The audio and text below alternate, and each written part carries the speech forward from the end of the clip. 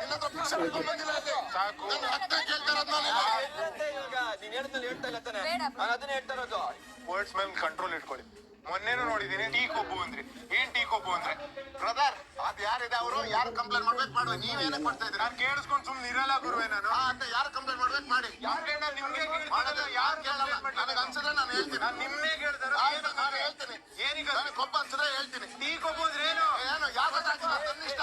ಕೇಳಕ್ ನಂಗೆ ಹಕ್ಕಿ ಕೇಳ್ತಾ ಇದ್ದೀನಿ. ನಾನು ಹೇಳಲ್ಲ ಏನೀಗ ಹೇಳಲ್ಲ. ಬಾಯಿ ಮೇಲೆ ಅಂತ ಇರಲಿ. ಮಾಡಲ್ಲ. ಬಾಯಿ ಮೇಲೆ ಇಡಲ್ಲ.